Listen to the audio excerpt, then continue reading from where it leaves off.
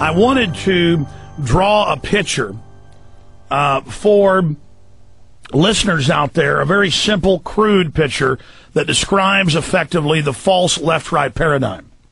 The Republican Party props up the Democratic Party, and the Democratic Party props up the Republican Party. If you had one of the political parties standing on its own, when the wind came along, it would just fall over. When pressure, revolutionary pressure from the population not liking what's going on, or new groups wanting the power structure, which is the main source of revolution. Most of it is driven by evil, just like the elite is driven by evil. Very rare to have an altruistic revolution. By itself, a single-party system will fall over. Okay? But if you take the two-party systems and you lean them up against each other, this is basically the arch.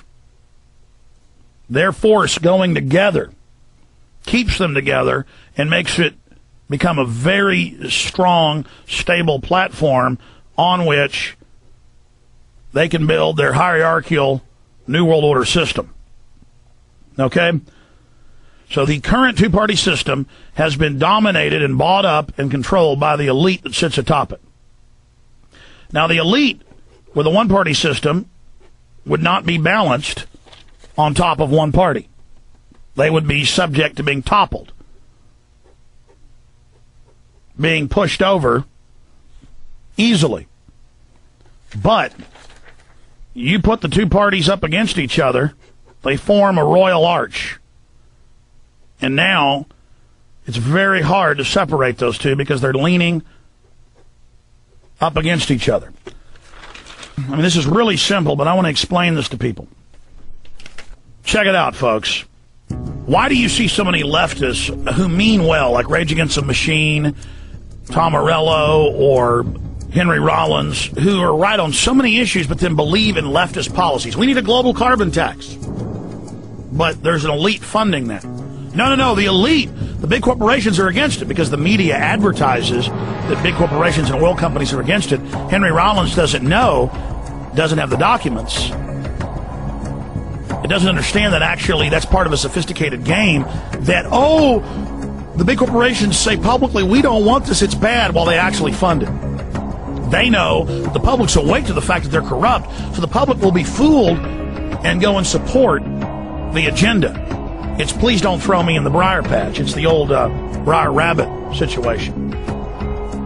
Here's the political field, and this is where the population resides. And then we supposedly, through the grassroots, come up into the political party.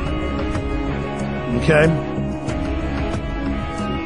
And then they lean on each other, as I was saying earlier, and support each other. If they're standing alone, the pressure of revolution or of new power structures will easily topple it and blow it over.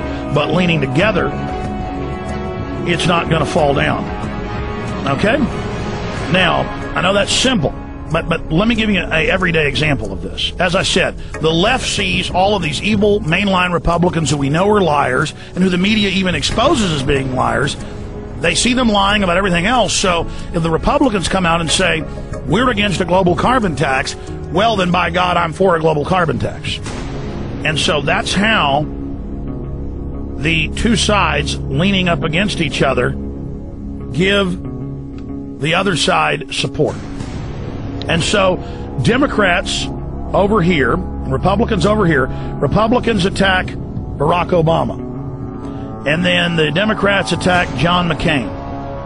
And then the population who's down here is trained to see John McCain as representing them personally, as being their daddy, of where their personal power comes from, of their camp, their brand name, their brand of soda, their brand of automobile, Ford or Chevy. And so this is a controlled paradigm.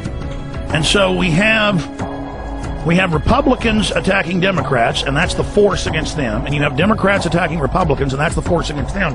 And really, it's one unit supporting themselves and containing revolution, so that the people who were down here never learned that there is a world outside of this control paradigm. We are locked within the left-right paradigm, and then it becomes this huge pageant, this huge distraction where we analyze every facet of the two political parties, never realizing they themselves are simply a front or puppets for a larger power structure. Now, this is incredibly simple, but that's how this works. And then the two parties can limit the issues that are debated to this control paradigm. They can limit the scope of differences, which, if you look at it, there's almost no difference between the two, instead of getting the people to look outside the box at the wider world.